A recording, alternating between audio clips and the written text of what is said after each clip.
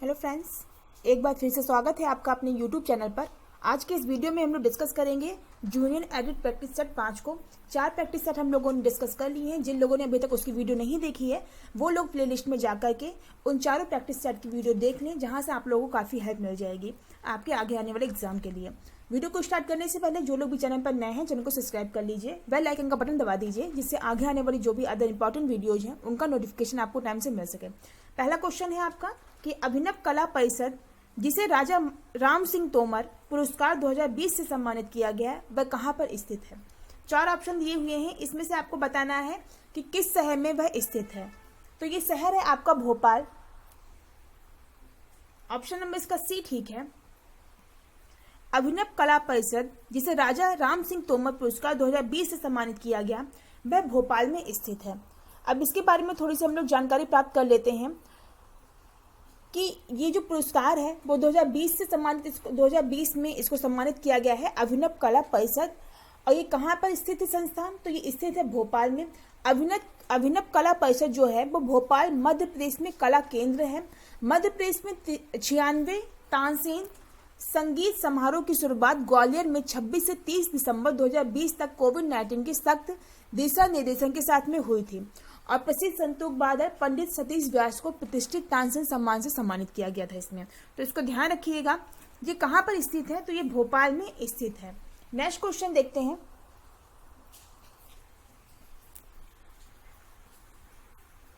देश के सर्वोच्च नागरिक पुरस्कार पद्म पुरस्कार की स्थापना किस वर्ष में की गई थी, तो ये वर्ष है 1954 का।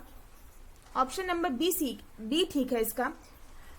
सर्वोच्च नागरिक पुरस्कार जो है पद्म पुरस्कार, इसकी स्थापना जो है वो 1954 में की गई थी, 1954 में। और भारत सरकार ने 1954 में 2 नागरिक पुरस्कार भारत रत्न और पद्म विभूषण की भी स्थापना की थी। देखिए, अगर भारत रत्न की बात की जाए तो भारत रत्न जो पुरस्कार है वो भारत का सर्वोच्च नागरिक पुरस्कार है। अगर पूछ लिया जाए कि भारत का सर्वोच्च नागरिक पुरस्कार कौन सा है, तो वो आप लोगों का भारत रत्न है। भारत रत्न ये भारत का सर्वोच्च नागरिक पुरस्कार है। उसके बाद में आता है आपका पद्म विभूषण। पद्म विभूषण जो है वो भारत का दूसरा सबसे बड़ा नागरिक पुरस्कार है। तो उसको ध्यान रखिएगा, पहले नंबर पे आपका भारत रत्न है और दूसरे नंबर पे आपका जो है वो पद्म विभूषण है। और पद्म विभूषण जो है वो कला, साहित्य, विज्ञान, सार्वजनिक सेवाओं के क्षेत्र में विशिष्ट उपलब्धियों वाले लोगों को प्रदान किया जाता है। पद्म विभूषण के बाद में जो तीसरा स्थान है वो है आपका पद्म भूषण का। पद्म भूषण जो है वो तीसरे नंबर पे आता है, जो कि क्रमशः भारत रत्न और पद्म विभूषण के बाद में आता है।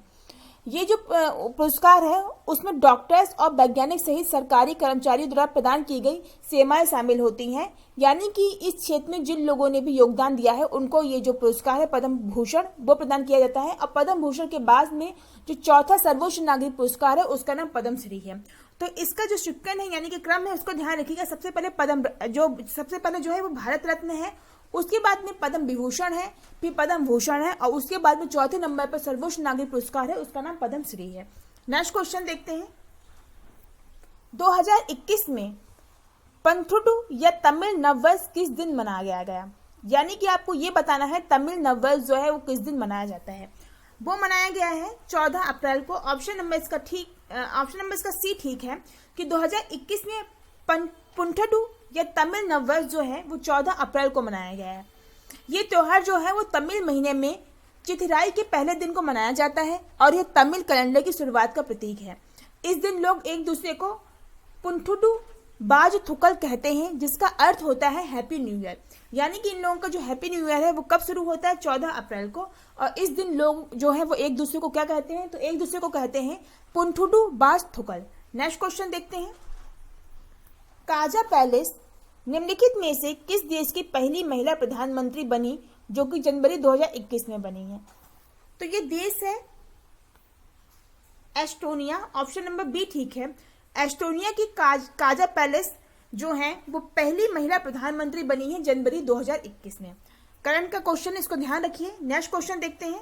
कौन से देश मई 2021 में पहली बार भूमि और समुद्र पर संयुक्त सैन्य अभ्यास करेंगे। संयुक्त सैन्य अभ्यास की बात हो रही है जो कि भूमि और समुद्र पर होगा।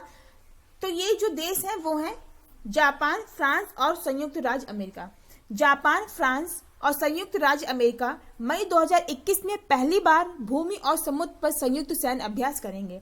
नेक्स्ट क्वेश्चन देखते हैं, निम्नलिखित में से किस देश में कोनिकवेक नामक टीके का बड़े पैमाने पर उत्पादन अप्रैल 2021 में शुरू हुआ?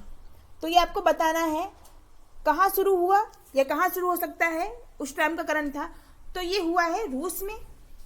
ऑप्शन नंबर इसका ए ठीक है। रूस ने कोविड-19 के खिलाफ जानवरों के लिए दुनिया का पहला टीका पंजीकृत किया, जिसके परीक्षण के बाद कुत्तों, बिल्लियों, लोमड़ियों और मिंक में वायरस के खिलाफ एंटीबॉडी उत्पन्न की गई। तो ये ध्यान रखिएगा, ये जो टीका है ये मुख्य रूप से किसके लिए पंजीकृत किया गया? तो जानवरों के लिए।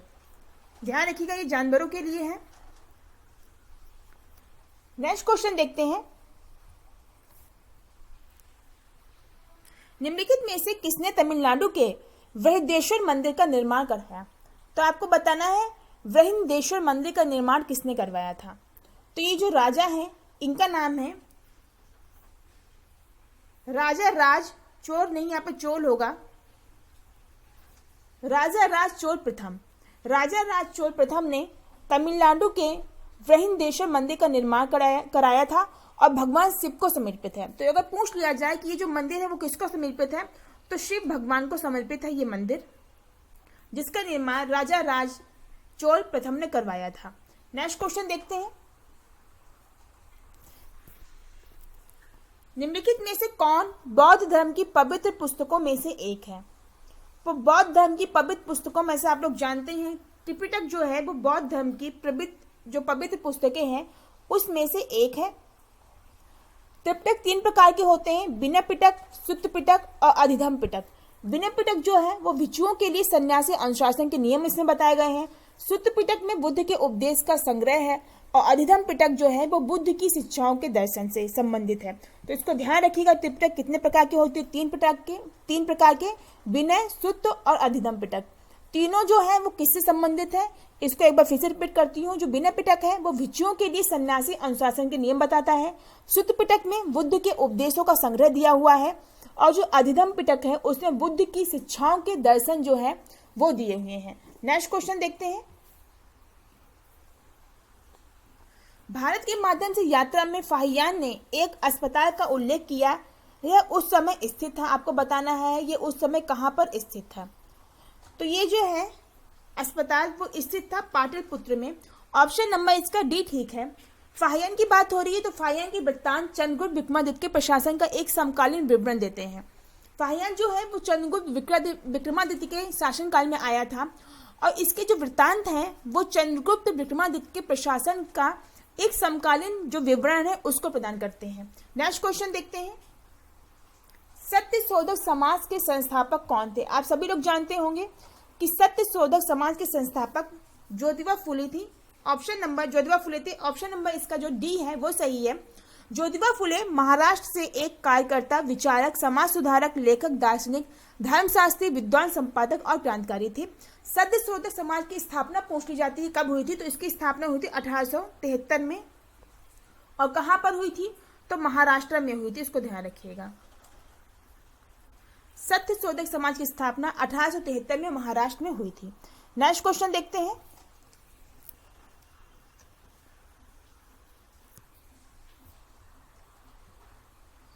यहां पर 1905 होगा। 1905 होगा। क्वेश्चन है कि 1905 में बंगाल विभाजन के दौरान भारत का वायसराय निम्नलिखित में से कौन था? तो उस समय जो भारत का वायसराय है सभी लोग जानते हैं लॉर्ड कर्जन था। लॉर्ड कर्जन के समय में 1905 में बंगाल का जो है वो विभाजन किया गया था। एक क्वेश्चन ये भी आता है कि जो बंगाल का विभाजन है उसको रद्द कब किया गया था, तो ये भी ध्यान रखिएगा कब रद्द किया गया था बंगाल विभाजन। तो 1911 में बंगाल विभाजन को रद्द किया गया। और किसके द्वारा रद्द किया गया? तो ये लॉर्ड हार्डिंग के द्वारा इसको रद्द किया गया। तो इसको ध्यान रखिएगा कि बंगाल विभाजन 1905 में लॉर्ड कर्जन के समय में हुआ था और इसको रद्द किया गया था इस विभाजन को तो 1911 में। किसके समय में? तो लॉर्ड हार्डिंग के समय में। नेक्स्ट क्वेश्चन देखते हैं, 31वें समानांतर संयुक्त राज्य अमेरिका में लुइसियाना और मिसिसिपी के दो राज्यों के बीच सीमा का सीमांकन करता है। यह वही रेखा है जो दो देशों का सीमांकन करती है, यानी जो दो अन्य देश हैं उनका भी सीमांकन करती है। उस रेखा का नाम बताना है आपको। तो रेखा तो यहाँ पे दी हुई है, और ये किन दो देशों के बीच में और सीमांकन करती है? तो ये जो देश है वो इराक और ईरान है। ऑप्शन नंबर सी ठीक है। 31वें समानांतर संयुक्त राज्य अमेरिका में लुइसियाना और मिसिसिपी के दो राज्यों के बीच में सीमा का सीमांकन करता है। ये वही रेखा है जो इराक और ईरान में भी सीमांकन करता है। नेक्स्ट क्वेश्चन देखते हैं। निम्नलिखित में से किस राज्य की राजधानी छोटा नागपुर के पठार में स्थित है? सभी लोग जानते हैं छोटा नागपुर का पठार कहाँ स्थित है, तो झारखंड। ऑप्शन नंबर इसका बी ठीक है। छोटा नागपुर का पठार झारखंड के एक बड़े हिस्से को कवर करता है, इसको ध्यान रखिएगा। तो इसका राइट आंसर क्या है? इसका राइट आंसर है झारखंड। नेक्स्ट क्वेश्चन देखते हैं। भारत के संविधान के किस अनुच्छेद के अनुसार राज्य किसी व्यक्ति कानून के समक्ष समानता या कानूनों के समान संरक्षण से इनकार नहीं कर सकता? ध्यान रखिए, क्वेश्चन ने पूछा है नहीं कर सकता है, तो ये आपको अनुच्छेद बताना है। ये अनुच्छेद है 14। ऑप्शन नंबर इसका डी ठीक है। भारत के संविधान के अनुच्छेद 14 के अनुसार राज्य किसी व्यक्ति कानून के समक्ष समानता या कानूनों के समान संरक्षण से इनकार जो है वो नहीं कर सकता है। नेक्स्ट क्वेश्चन देखते हैं।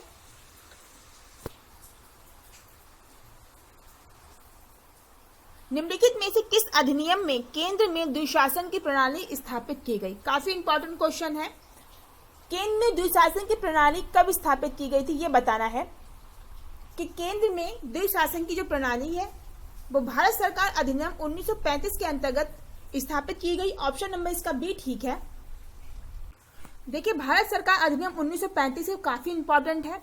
भारत सरकार अधिनियम 1935 के तहत ही आरबीआई की स्थापना भी की गई, तो इसको ध्यान रखिएगा। पूछ लिया जाए आरबीआई की स्थापना कब की गई, तो 1935 में की गई थी, 1 अप्रैल 1935 को, ध्यान रखिएगा। और भारत सरकार अधिनियम 1935 के तहत ही संघीय न्यायालय की भी स्थापना की गई, तो इसको ध्यान रखिए। भारत सरकार अधिनियम 1935 जो है वो काफी इंपॉर्टेंट है। इसके तहत ही द्विशासन प्रणाली स्थापित की गई, केंद्रों में आरबीआई की स्थापना की गई और संघीय न्यायालय की भी स्थापना की गई। नेक्स्ट क्वेश्चन देखते हैं। 2011 की जनगणना के अनुसार भारत में गरीबी रेखा के नीचे का प्रतिशत क्या है? यह आपको बताना है कि 2011 के अनुसार भारत में गरीबी रेखा के नीचे का प्रतिशत क्या है। तो भारत में गरीबी रेखा के नीचे का जो प्रतिशत है वो 22% है। ऑप्शन नंबर इसका बी ठीक है। भारत में गरीबी रेखा के नीचे यानी कि बीपीएल में रहने वाले लोगों का जो अनुपात है वो 2004 और 5 में 37.2% से घट करके 2011-12 में 22% रह गया, तो इसीलिए ऑप्शन नंबर इसका बी ठीक है। नेक्स्ट क्वेश्चन देखते हैं। विशेष रूप से निर्मित टैंकों और तालाबों में मछलियों की प्रजनन को क्या कहा जाता है? काफी इजी क्वेश्चन है। तो विशेष रूप से निर्मित टैंकों और तालाबों में मछलियों की प्रजनन को मछली पालन कहा जाता है। ऑप्शन नंबर इसका ए ठीक है। नेक्स्ट क्वेश्चन देखते हैं। 1919 में खिलाफत सम्मेलन के अध्यक्ष के रूप में किसे चुना गया था? तो 1919 में खिलाफत सम्मेलन के अध्यक्ष के रूप में महात्मा गांधी को चुना गया था। ऑप्शन नंबर इसका डी ठीक है। सभी लोग जानते होंगे महात्मा गांधी को 1919 में खिलाफत सम्मेलन के अध्यक्ष के रूप में चुना गया था। अगर बात ये की जाए कि पहला अखिल भारतीय खिलाफत सम्मेलन कब हुआ था, तो ध्यान रखिएगा 23 नवंबर 1919 में दिल्ली में पहला अखिल भारतीय खिलाफत सम्मेलन है उसका आयोजन किया गया था, तो इस डेट को ध्यान रखिएगा। नेक्स्ट क्वेश्चन देखते हैं। 1890 के दशक में भारतीय हितों के लिए बोलने के लिए हाउस ऑफ कॉमन्स के लिए किसे चुना गया था? तो 1890 के दशक में भारतीय हितों के लिए बोलने के लिए हाउस ऑफ कॉमन के लिए चुना गया था दादा भाई नौरोजी को। ऑप्शन नंबर इसका डी ठीक है। दादा भाई नौरोजी, जिन्हें भारत के ग्रैंड ओल्ड मैन के रूप में भी जाना जाता है, उनको 1890 में हाउस ऑफ कॉमन्स के लिए चुना गया था। ताकि वे अन्य फायदे के लिए भी बोल सकें। दादा भाई नौरोजी जो हैं उनको गोपाल कृष्ण गोखले और महात्मा गांधी दोनों के गुरु के रूप में भी जाना जाता है। तो इसीलिए इसको ध्यान रखिएगा, ऑप्शन नंबर इसका डी ठीक है। नेक्स्ट क्वेश्चन देखते हैं, उत्तर प्रदेश का सबसे ऊंचा बांध कौन सा है? तो उत्तर प्रदेश का सबसे ऊंचा जो बांध है वो रामगंगा बांध है। ऑप्शन नंबर इसका डी ठीक है। रामगंगा जो बांध है वो उत्तर प्रदेश का सबसे ऊंचा बांध है। इसे कालागढ़ बांध के नाम से भी जाना जाता है। तो ध्यान रखिएगा, अगर कालागढ़ बांध आ जाए तो वो भी रामगंगा से ही संबंधित है। रामगंगा जो बांध है उसका ही नाम जो है वो कालागढ़ बांध भी है। ये रामगंगा नदी पर बना एक तटबंध बांध है। नेक्स्ट क्वेश्चन देखते हैं, किस व्यक्ति ने उत्तर प्रदेश के मुख्यमंत्री के रूप में कार्य नहीं किया? तो उत्तर प्रदेश के मुख्यमंत्री के रूप में जिन्होंने कार्य नहीं किया वो सरोजिनी नायडू हैं। ऑप्शन नंबर इसका सी ठीक है। सरोजिनी नायडू जो हैं वो मुख्यमंत्री नहीं बल्कि उत्तर प्रदेश की पहली महिला राज्यपाल थी। तो इसीलिए इसका राइट आंसर जो है वो सी है। ये भी ध्यान रखिए, सरोजिनी नायडू अगर आ जाए या ये पूछ लिया जाए कि उत्तर प्रदेश की पहली महिला राज्यपाल कौन थी, तो सरोजिनी नायडू थी। नेक्स्ट क्वेश्चन देखते हैं, 2021 अंतर्राष्ट्रीय महिला दिवस का विषय क्या था? तो 2021 अंतर्राष्ट्रीय महिला दिवस का विषय जो था वो था महिला नेतृत्व, कोविड-19 की दुनिया में एक समान भविष्य को प्राप्त करना। ऑप्शन नंबर इसका सी ठीक है। देखिए, जो दिवस रहते हैं और उसके जो विषय जो थीम रहती है वो काफी इंपॉर्टेंट रहती है। ये आपके करंट के लिए काफी इंपॉर्टेंट है। जब भी किसी कोई दिवस मनाया जाता है तो उसकी थीम जरूर याद कर लिया करिए कि उसकी थीम क्या रखी गई थी। तो 2021 अंतर्राष्ट्रीय महिला दिवस की थीम जो थी वो थी महिला नेतृत्व, कोविड-19 की दुनिया में एक समान भविष्य को प्राप्त करना। नेक्स्ट क्वेश्चन देखते हैं, मई 2021 के लिए प्रस्तावित 16वां भारत यूरोपीय संघ शिखर सम्मेलन किस देश में आयोजित किया गया था? तो 2021 में आयोजित किया गया था ये पुर्तगाल में। ऑप्शन नंबर इसका सी ठीक है। मई 2021 में पुर्तगाल के 16वें भारत यूरोपीय संघ शिखर सम्मेलन आयोजित किया जाना प्रस्तावित किया गया। शिखर सम्मेलन के दौरान भारत यूरोपीय संघ मुक्त व्यापार समझौते पर ध्यान केंद्रित किया जाएगा, जिसके लिए दोनों पक्ष जो हैं थे वो उत्सुक थे। जुलाई 2020 में कोविड महामारी के बीच 15वां भारतीय यूरोपीय संघ शिखर सम्मेलन आयोजित हुआ था। तो इसको ध्यान रखिएगा। नेक्स्ट क्वेश्चन देखते हैं, भारत में निम्नलिखित में किस शहर को हाल ही में tree city of the world 2020 का खिताब दिया गया फरवरी 2021 में? काफी इंपॉर्टेंट है। Tree city of the world 2020 का जो खिताब है वो दिया गया है हैदराबाद को। ऑप्शन नंबर इसका सी ठीक है। हैदराबाद भारत का एकमात्र शहर है जिसे tree city of the world 2020 के रूप में मान्यता दी गई है। काफी इंपॉर्टेंट क्वेश्चन है आपका, तो इसको ध्यान रखिए इसको।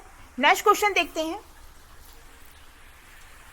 महावीर हरिना वनस्थली राष्ट्रीय उद्यान निम्नलिखित में से किस राज्य में स्थित है? तो ये जो राज्य है वो तेलंगाना है। ऑप्शन नंबर ए इसका ठीक है। हैदराबाद तेलंगाना में महावीर हरिना वनस्थली राष्ट्रीय उद्यान स्थित है। इसका नाम जैनियों के पवित्र संत भगवान महावीर के नाम पर रखा गया है, जो वनस्थलीपुरम में स्थित है, जो मुख्य शहर से लगभग 15 किलोमीटर दूर एक आवासीय उपनगर है। तो इसको ध्यान रखिएगा कहाँ पर स्थित है। हरिना वनस्थली, महावीर हरिना वनस्थली राष्ट्रीय उद्यान, तो ये तेलंगाना में स्थित है। नेक्स्ट क्वेश्चन देखते हैं, कविताओं की एक पुस्तक संध्या काकली किसके द्वारा लिखी गई थी? काफी इंपॉर्टेंट है। संध्या काकली जो है वो सूर्यकांत त्रिपाठी निराला के द्वारा लिखी गई। ऑप्शन नंबर इसका सी ठीक है। कविताओं की एक पुस्तक संध्या काकली जो है वो सूर्यकांत त्रिपाठी निराला के द्वारा लिखी गई। बात सूर्यकांत त्रिपाठी निराला की हो रही है, तो इनका जन्म जो है वो 21 फरवरी 1896 को हुआ था, जो एक भारतीय कवि, उपन्यासकार, निबंधकार और कहानीकार थे। सूर्यकांत त्रिपाठी निराला का जो जन्म है वो बंगाल के मिदनापुर में हुआ था, लेकिन उनके परिवार की जड़ें उत्तर प्रदेश के उन्नाव में थी। और निराला ने कई रेखा चित्र भी बनाए थे। निराला की जो शिक्षा है वो बंगाली माध्यम महिषादल पूर्वा मोदनीपुर में हुई थी। तो इसको ध्यान रखिए। नेक्स्ट क्वेश्चन देखते हैं, सांची स्तूप की खोज किसने 1818 में की थी? काफी इजी और काफी इंपॉर्टेंट क्वेश्चन है। सांची स्तूप की जो खोज है वो सर हेनरी टेलर ने की थी। ऑप्शन नंबर डी ठीक है। कब की थी? तो 1818 में की थी। नेक्स्ट क्वेश्चन देखते हैं, निम्नलिखित में से कौन सा दुनिया का सबसे बड़ा महासागर है? देखिए, दुनिया का सबसे बड़ा महासागर की अगर बात की जाए तो दुनिया का यहाँ पर दूसरा होगा, दुनिया का दूसरा सबसे बड़ा जो महासागर है वो अटलांटिक महासागर है। ऑप्शन नंबर इसका ए ठीक है। प्रशांत महासागर जो है वो विश्व महासागरीय घाटियों में सबसे बड़ा और सबसे गहरा है, तो इसको ध्यान रखिए। प्रशांत महासागर जो है वो विश्व महासागरीय जो घाटियां हैं उसमें सबसे बड़ा और सबसे गहरा है। नेक्स्ट क्वेश्चन देखते हैं। निम्नलिखित में से कौन सा दुनिया का दूसरा सबसे बड़ा पारिस्थितिकी तंत्र है? यहाँ पे बात हो रही है दूसरा सबसे बड़ा पारिस्थितिकी तंत्र। देखिए, क्वेश्चन में थोड़ा सा मिसप्रिंट हो गया है, दूसरा वहां पे टाइप होना था तो दूसरा यहाँ पे हो गया है। ये क्वेश्चन है कि निम्नलिखित में से कौन सा दुनिया का सबसे बड़ा पारिस्थितिकी तंत्र है? तो दुनिया का सबसे बड़ा जो पारिस्थितिकी तंत्र है वो महासागर पारिस्थितिकी तंत्र है। ऑप्शन नंबर सी ठीक है, और काफी लोग इसका राइट आंसर भी जानते होंगे। जो महासागर का पारिस्थितिकी तंत्र है वो दुनिया का सबसे बड़ा पारिस्थितिकी तंत्र में से एक है। नेक्स्ट क्वेश्चन देखते हैं। अंतरराष्ट्रीय जैव विविधता दिवस कब मनाया जाता है? कई लोग जानते होंगे इसका आंसर। सही आंसर इसका क्या है? तो सही आंसर इसका 22 मई है। ऑप्शन नंबर डी ठीक है। 22 मई को अंतरराष्ट्रीय जैव विविधता दिवस मनाया जाता है। नेक्स्ट क्वेश्चन देखते हैं। वर्षा वनों के बड़े क्षेत्रों में पेड़ों के कटने का दीर्घकालिक प्रभाव क्या है? देखिए, जो वर्षा वन है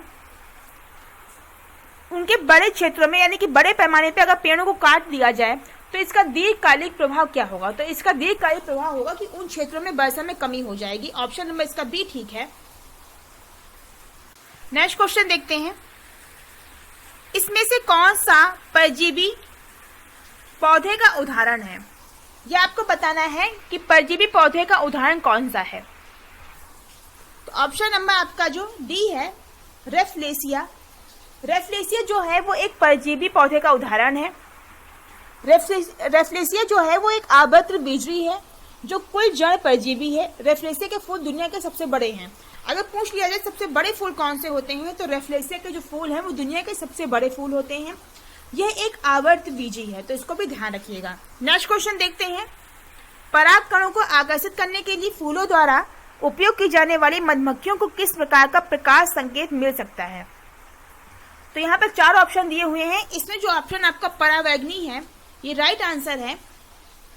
परावैगनी प्रकाश संकेत जो है मधुमक्खियों को देखते हैं और जो फूल द्वारा पराग कणों को आकर्षित करने के लिए उपयोगी हैं, प्रकाश आकर्षित करने के लिए उपयोग किया जाता है।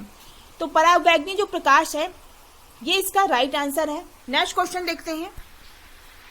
निम्नलिखित में से कौन सा कथन सही है ये बताना है। 4 कथन आपके सामने हैं, इसमें से आपको बताना है कि कौन सा कथन सही है।